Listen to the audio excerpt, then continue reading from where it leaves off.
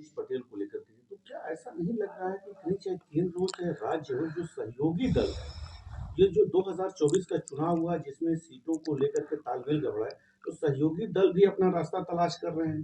Bharatiya Janata party या तो उनको तरजीह नहीं दे रही नहीं, है या वो अपना नया रास्ता नहीं, तलाश कुछ रही तो है। है, ऐसा कुछ कौन-सा है, है? आपकी बातों में सत्यता है, लेकिन रास्ता नहीं तलाश रहे हैं। जैसे हम लोग मर्यादा पुरुषोत्तम भगवान राम के आदि बाल सखा निषाद राज के बाद हम लोग मर्यादित लोग हैं।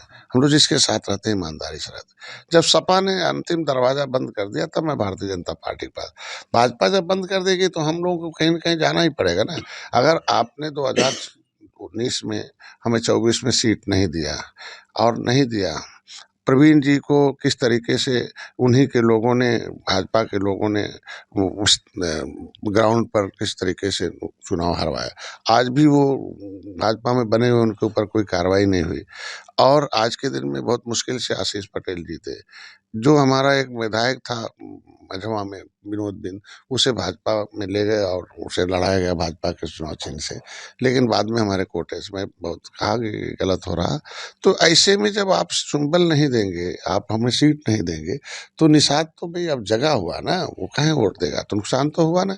इसलिए बनारस के चारों तरफ जो निषाद थे, बिंद थे, वो निषाद पार्टी की पूजा करते हैं, झंडे की पूजा करते हैं, अपनी जिंदगी अपने इस मिशन को इसलिए खड़ा किए हैं, किसी के सहारे मेरा वकील दिल्ली जाएगा, हम मेरी वकालत करके मेरा कॉन्स्टिट्यूशन ऑफ इंडिया में भाई हिस्सा साहब, आप लिखा है। बड़ी बात बोल रहे हैं, तो क्या 27 में फिर परिवर्तन कुछ कर सकते हैं क्या? अगर समाजवादी पार्टी दरवाजा खोल दे तो आप घुस जाएंगे? नहीं, समाजवादी पार्टी और बहुजन समाज पार्टी को सब हमारा समाज हम लोग देख चुके हैं।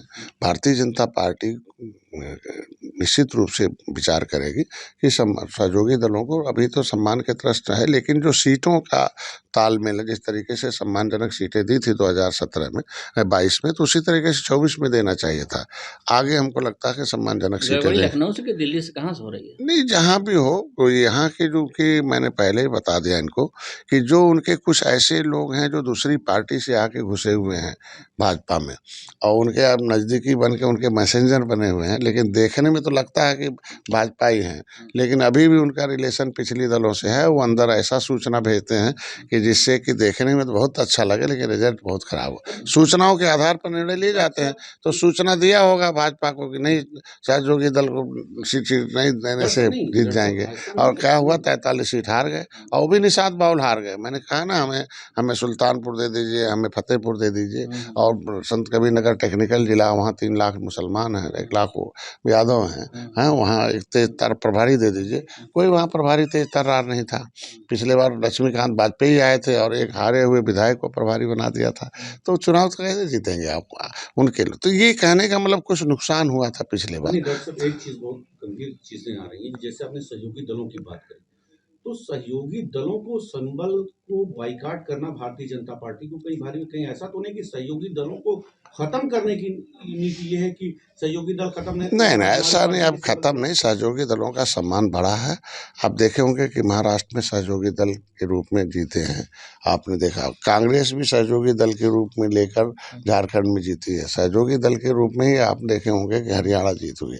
तो ऐसा नहीं, सहयोगी दलों का सम्मान भारतीय जनता पार्टी का लंबे समय से, और इस समय सहयोगी दलों का अहम भूमिका बढ़ा है। तो ऐसा भाजपा से हमको लगता है कि कोई गलती नहीं करेगा। अच्छा, ये बताइए, जिले की बात कर लेते हैं। अतरौलिया में ओम प्रकाश राजभर 3-4 महीने से डेटा डाले हुए, तो क्या लग रहा है कि इस बार की सीट आप ही लोग लड़ेंगे कि राजभर की खत्म जाएगी? क्या कुछ लग रहा है ऐसा? अभी तो फिलहाल हम लड़े थे और अच्छा हमको लगता है पूरे आजमगढ़ में जितना वोट मिला था भारतीय जनता पार्टी को हर सीटों पर, उसमें सबसे अधिक वोट हमें अतरौलिया में मिला था।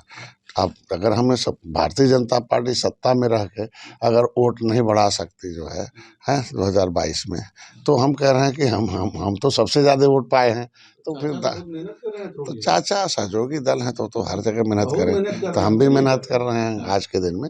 और निश्चित रूप से आज के दिन में हम लोग अतरौलिया हमारी सीट रही है, और सहयोगी दल होने के नाते वो हमको लगता है फिर हम ही लोगों को मिलेगा, हम ही लोग लड़ेंगे। मंत्री जी, इस समय कुंभ चल रहा है, इन्होंने, योगी जी ने उसका शाही स्नान को बदल के अमृत स्नान कर दिया, तो किस तरह से आप सनातन अपने आप को किस तरह से देखते अरे हैं? यार, अमृत शब्द तो और है, अमृत मतलब अमर होने वाला, कभी मिटने वाला नहीं हो। आज के दिन में तो प्रयागराज की धरती तो निषाद राज की धरती है, और धन्य कर दिया मोदी जी ने, योगी जी ने, कि 56 फुट की भगवान राम की निषाद राज की मूर्ति है। इस बार ये भव्य दिव्य कुंभ जो बना है, और जो व्यवस्था पिछली बार दिया था माननीय योगी जी ने, पिछले सरकारों में रही तो व्यवस्था किसके हाथ में रहती थी आप जान सकते हैं। माननीय मुख्यमंत्री जी ने खुद अपने हाथ में व्यवस्था दी, और आपने देखा होगा कि किस तरीके से पर्यावरण, वहाँ का चाक चौबंद जो भी व्यवस्थाएं थी, और इस बार और भी 1.5 गुना के आसपास आदमी आने वाले हैं वहाँ श्रद्धालु। अब पूरी दुनिया के लोग आते हैं उसमें। हम तो पक्ष विपक्ष सबसे कहेंगे, भारतीय सभ्यता, दुनिया के लोग जिस देश में आते हों तो सभी को मिलकर उनका स्वागत करना चाहिए, सम्मान करना चाहिए, और प्रयागराज पर राजनीति नहीं होनी चाहिए। अच्छा मंत्री जी, सवाल ये है, जैसे कि विपक्ष ही लगातार ये कहता था इस सरकार में मुसलमानों के साथ ज्यादती हो रही है। संभल की मामला देख लीजिए, बहराइच का देख लीजिए, हर जगह जो है उनको दोषी ठहरा के उन पर कार्रवाई करना। जाने पर प्रतिबंध।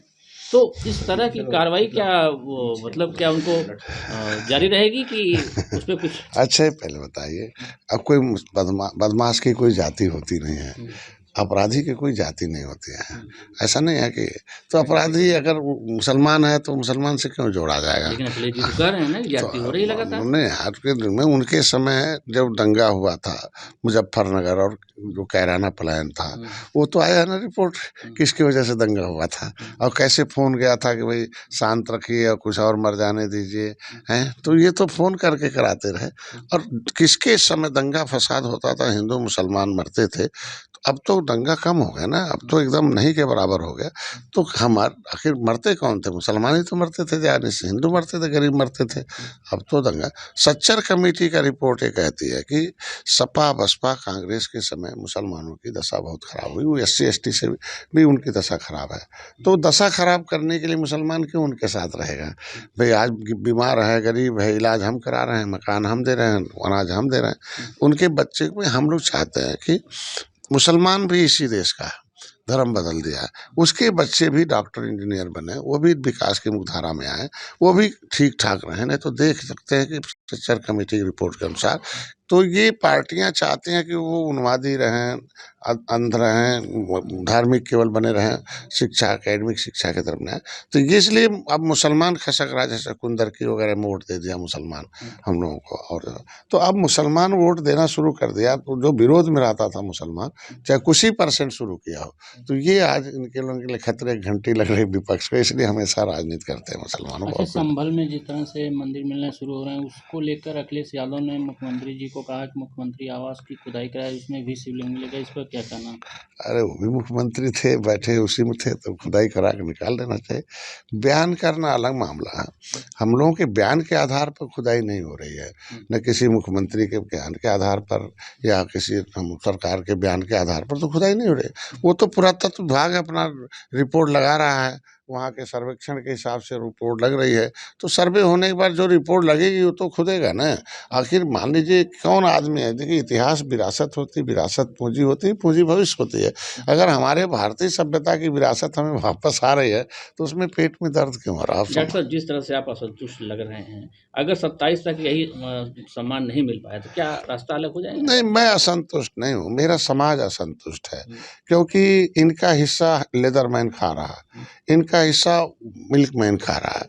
कि जब हम दिल्ली की अनुसूचित जाति की सूची में मझवार सुरक्षित है, और हम गिनती 61 में 1961 में 70 लाख थे, मुख्यमंत्री जी ने पत्र लिख दिया RGI को, बताया जा कि केवट मल्ला के, RGI ने लिख दिया केवट मल्ला मझवार है, अनुसूचित जाति के हकदार हैं, और उन्होंने ऊपर भेज दिया सामाजिक न्याय मंत्रालय। तो ये तो लटकाने वाली बात हो गई ना। तो समाज नाराज है कि आखिर ये कब तक रही है कि इनका जब अनुसूचित में सारी सुविधा दी गई है, आप ही दिल्ली से ला के रामचरित्र को निषाद में यहाँ लड़ा के सांसद बनाएंगे, उत्तर प्रदेश के निषाद क्यों नहीं लड़े। जमुना उस पार नाराज है तो आप उनका इसीलिए जमुना उस पार जमुना उस पार निषाद सुरक्षित है, उसकी बेटी की इज्जत सुरक्षित है, उसका धन सुरक्षित है, नौकरी सुरक्षित है, और जमुना इस पार असुरक्षित है, तो अपनी सुरक्षा मांग रहा है। सपा तो प्रेशर में आई 31 दिसंबर 2016 को लागू।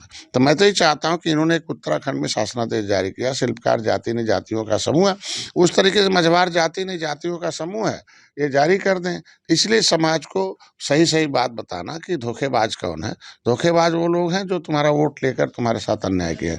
आज योगी जी पत्र लिखकर आपका पहल कर रहे हैं, तो जो शहर पर पहल कर रही है तो समस्या का समाधान भी करेगी। आखिरी सवाल ये है कि 27 में क्या सरकार रिपीट हो रही है? निषाद जिसके साथ रहता है ना वही सत्ता में रहता है। जब तक निषाद सपा बसपा कांग्रेस के साथ था तब तक वो सत्ता में थे, तब तक हीरो थे। हम दूर हो गए, निषाद दूर हो गए हमारे। 24 में तो निषाद नाराज हो गया, आप खुद ही कह रहे हैं। इसीलिए तो जो मैं कह रहा हूँ कि आपने 24 में नाराज, हमको सही बात तो बताना पड़ेगा ना कि आंशिक रूप से सफलता इसीलिए मिल गई कि कुछ निषाद पीढ़ी का हिस्सा बन गए। इसीलिए तो हमें इनके जगाना है कि आप, नाराजगी नहीं दूर हुई तो 27 हमको लगता है कि नाराजगी नहीं दूर होगी तो भाजपा का नुकसान होगा। अच्छा, एक सवाल आखिरी, मैंने कई बार आपसे इस चीज पर पूछी कि आप बड़े पैमाने पर किसान मत्स्य पालन का कार्य करता है और जो मछली की इनकम है उसको कृषि इनकम के तौर पर ट्रीट किया जाता है, लेकिन उनको बिजली कमर्शियल प्रोवाइड की जाती है। इससे पहले भी मैंने आपसे ये अनुरोध किया था और जन समस्याओं को लेकर के, तो क्या आपका कोई ऐसी व्यवस्था है कि जो किसानों, मछली पालक किसान है, उनकी बिजली भी अन्य किसानों की तरह से फ्री हो? अभी तो मछली का कृषि का दर्जा प्राप्त हो गया है और बिजली विभाग खुद ही अपना अभी बीमार बेचारा परेशान है। तो अभी हमने जो अपने मछुआ कल्याण कोष में है कि उसमें हम इनकी बिजली फ्री कर दें। हम उनका जो बिजली जला बढ़ता है हम उसको अनुदान के लिए दें। हम 25 करोड़ रुपया में इनकी शिक्षा के लिए, इन्हें स्वास्थ्य के लिए, इन्हें सहयोग के लिए अनुदान के रूप में। तो अभी उसका बजट बहुत कम है, तो मैंने माननीय मुख्यमंत्री को लिखा है कि वो इनके जिस तरीके से आप कृषि का पैसा देते हैं बिजली विभाग को, उसी तरीके से मछुआरे जितने भी कृषि का दर्जा प्राप्त है तो जो इनका बिजली जलता है उनको दे दिया जाए। तो अभी इनके लिए मुख्यमंत्री संपदा योजना में हम सहयोग कर रहे हैं, मत्स्य बीज का, इनके लिए उनके फीड्स का, अभी मत्स्य अंगुलिका का हम लोग जा रहे हैं इनको। तो इनके लिए पहली बार है मुख्यमंत्री संपदा योजना में जो पट्टे धारक हैं उनको हम सहायता देते हैं 3,20,000 हर 2-2.5 एकड़ 5 एकड़ पर। तो ये बड़ी बात हो गई है। हम लोग कम से कम हर 15 करोड़ रुपये हर साल निषाद राज बोट योजना के माध्यम से, KCC के माध्यम से दे रहे हैं। तो बिजली की भी समस्या इनकी दूर हो जाएगी। हम लोगों ने भी पत्र लिखा है, उस पर अगली बार शायद कैबिनेट में आ जाए तो एक बार।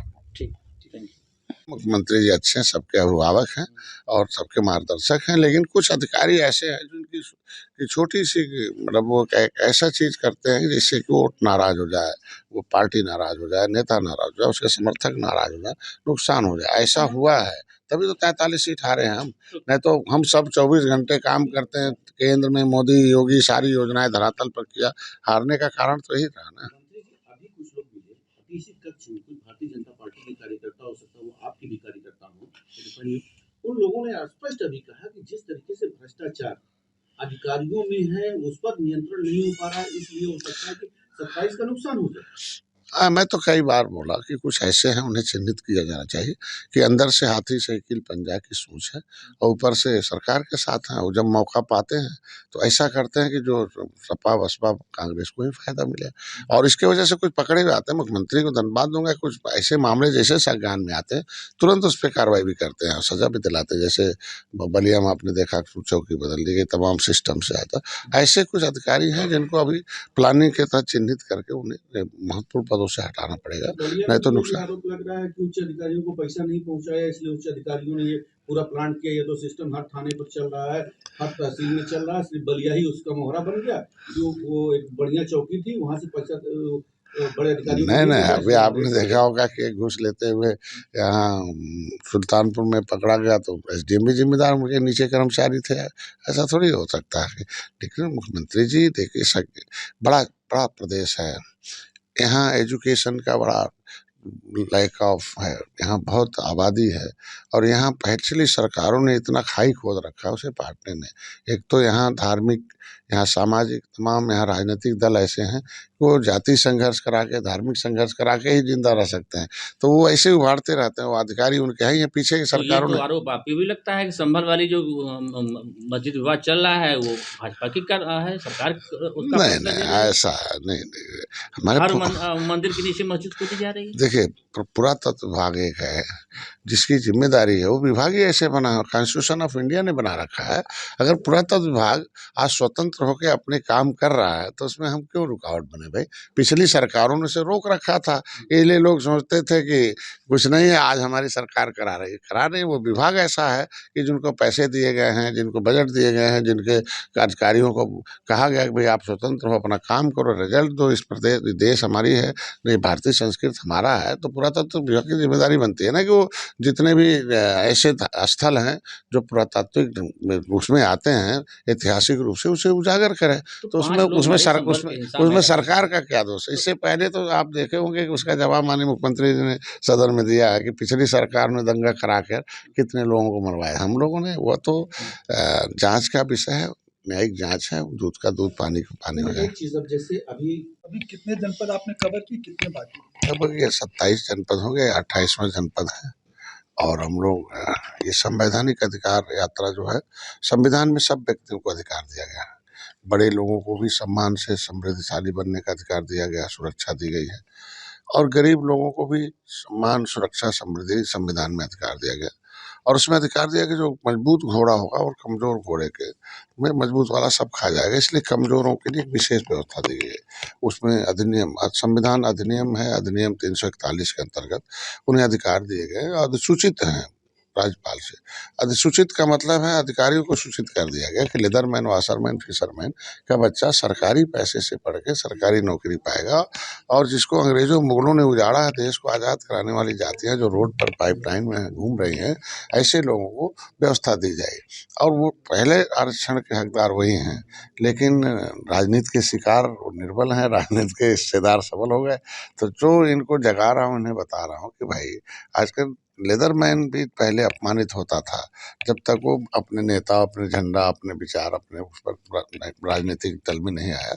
और जैसे आ गया देखो आज सम्मान के साथ जी रहा। उसी तरीके से फिशरमैन आप भी आओ, अपना टोपी झंडा उठाओ, नारा लगाओ, अपना झुग्गा भर रोड को पौवा मत पिलाओ, पार्टी के नीचे लेके आओ। कहाँ से यात्रा निकली? और ये एक्चुअल में इनका चूंकि यात्रा शाकंभरी देवी के स्थान है, बहुत पीठ माना जाना है सहारनपुर, और जहाँ जो है नकुल जी जो है रात्रि विश्राम किए थे, महाभारत युद्ध जीता था, तो उस जगह से शुरू करके हम सोनभद्र जाएंगे और सब सहारनपुर मंडल, मेरठ मंडल, मुरादाबाद मंडल, बरेली मंडल के बाद हमने अभी आजमगढ़ मंडल पूरा किया हूँ। तो ऐसे में 13 तारीख को संकल्प दिवस हर साल मैं मनाता हूँ कि सब लोग संकल्पित हो जाओ, सोच बदल दो, सोच बदलते ही सम्मान मिलेगा। संवैधानिक सोच आ जाए, देश संविधान से चलता है तो संविधान के प्रति आस्था रखो। ऐसे झूठ बोलने वालों से सतर्क हो जाओ, जो संविधान का किताब हाथ में लेकर जब सत्ता में रहते हैं तो उन्हें संविधान नहीं याद आता है, उन्हें चंगू मंगू याद आते हैं, अन्य निर्माता याद आते हैं। तो उनसे सतर्क हो जाओ और संविधान अपने हाथ में लेकर, मतलब अपने वोट से अपनी व्यवस्था सुनिश्चित डॉक्टर करो। साहब, एक सवाल ये है कि आप अपने समाज के लिए, खासतौर से निषाद समाज के आरक्षण के लिए कई आप लोगों ने आंदोलन किया और अभी आपने लखनऊ में धरना वगैरह भी दिया था, तो क्या वो मांगे आपकी सरकार ने मानी कि नहीं मानी, क्या बताएं? देखिए, एक जब बड़ा मामला होता तो बड़ा पेचीदा होता है। हमारे नाम कई जगहों पर उलझा रखा है, पिछड़ी में भी है, सामान्य में भी है, विमुक्ति जनजाति में, अनुसूचित जनजाति में। धारा 370 बड़ा अहम मुद्दा था, 70 नेता बलिदान हुए तब वो हटा। राम मंदिर बड़ा मुद्दा था, तो ये बड़ा मुद्दा है। 14 राज्यों में अनुसूचित हैं, दिल्ली में अनुसूचित है, दिल्ली से रामचरित्र निषाद मछली शहर से सांसद बन जाते हैं। तो ऐसे में जिनको चाहिए वो जागे।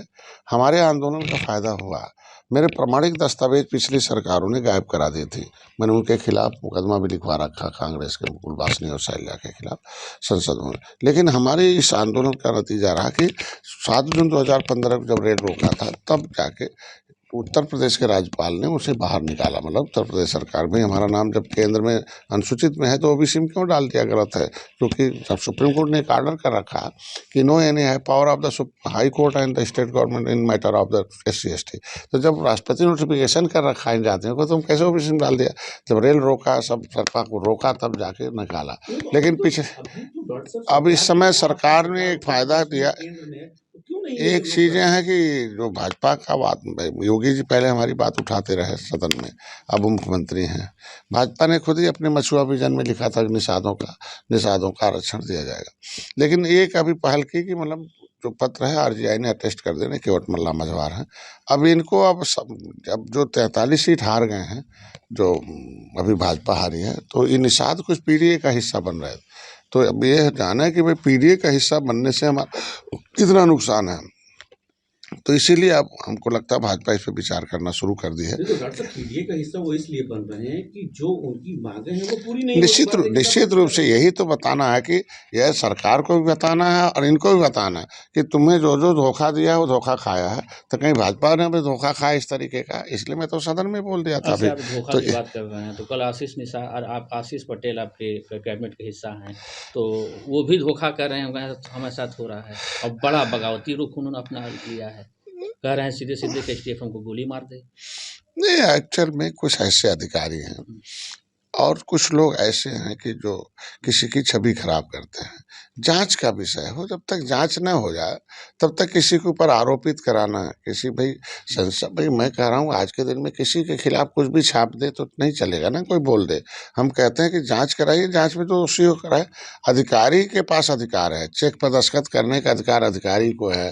वो कुछ भी शासनादेश उनके खिलाफ जारी बल्कि हमने बघेल जो देखे विधायक मंत्री हैं, का और सरकार का सुझाव होता है। हम लोग सुझाव देते हैं कि ऐसा होना चाहिए।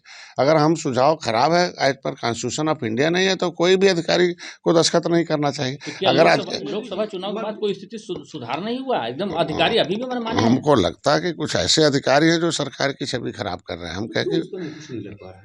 नहीं, अब तो लगता है कि लग तो रहा है मैक्सिमम अधिकारी अच्छे हैं, तभी तो उत्तर प्रदेश नहीं, सर्वोत्तम क्या प्रदेश बना। मुख्यमंत्री की मंशा नहीं है या